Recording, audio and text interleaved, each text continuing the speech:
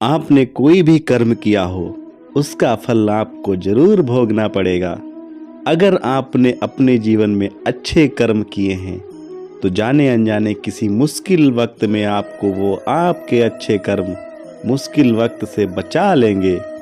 अगर आपने गलत कर्म किए हैं, पाप किया है, उसकी सजा आपको जरूर मिलेगी। कोई मनुष्य कितनी भी चालाकी से कर्म करे, लेकिन उस परमात्मा से कोई नहीं बच सकता। हमारे एक एक कर्म पर ईश्वर की नजर रहती है। हमारे एक एक कर्म का हिसाब होता है।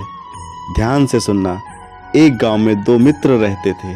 उन दोनों ने आपस में विचार किया कि इस गांव में हम धन नहीं कमा पा रहे हैं, तो दोनों धन कमाने के लिए एक शहर में चले गए।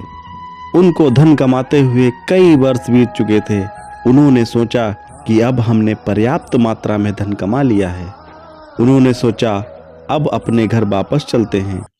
वह बैलगाड़ी से ही यात्रा करके वापस आ रहे थे। चलते चलते मार्ग में ही रात हो गई। उन्होंने रात्रि में रास्ते में ही विश्राम करने की सोची। एक मित्र ने कहा, मैं यहाँ रुक कर धन की रक्षा करता हूँ, तुम बाजार से भोजन ले आओ। जब एक मित्र बाजार भोजन लेने गया तो उसके मन में पाप आ गया। उसने सोचा, इतना पैसा हमने कमाया है, अगर मैं इसको यहीं मार दूं तो सारा पैसा मेरा हो जाएगा, नहीं तो मेरा आधा धन उसको देना पड़ेगा। मन में ये पाप आने पर उसने अपने मित्र के खाने में जहर मिला दिया।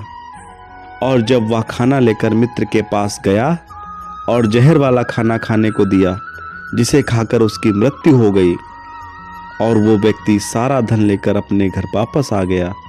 फिर उसके घर में एक पुत्र ने जन्म लिया। जब उसका बेटा पैदा हुआ तो बहुत बीमार रहता था। उस व्यक्ति ने अपने जीवन काल में अभी तक जितना धन कमाया था, वह सारा धन उसके बेटे के इलाज में खत्म हो गया।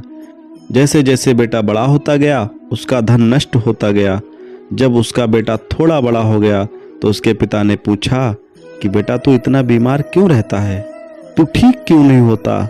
मैंने अपनी जिंदगी का सारा धन तुझ पे लगा दिया, फिर भी तेरी तबीयत ठीक नहीं रहती। तो उसके बेटे ने जवाब दिया, कौन सा बेटा और कौन सा बाप, मैं तेरा वही मित्र हूँ जिसको तूने जंगल में छल करके जहर देकर मार दिया था। अब मैं अपना हिसाब पूरा करने के लिए तेरे पुत्र के रूप में आया हूँ। अब मेरा तेरा हिसाब बराबर हो गया। मेरा जीवन अब यहीं समाप्त होता है। कोई अपने आप को कितना भी चालबाज और बुद्धिमान समझता हो, लेकिन अगर उसने गलत कर्म किया है, पाप किया है, आज नहीं तो कल उसे उसका फल अवश्य मिलेगा। उसे अपने पाप कर्मों का फल भोगना ही पड़ेगा। कोई भी व्यक्ति अपने किए गए कर्मों को भोगे बिना कभी भी नहीं बच सकता।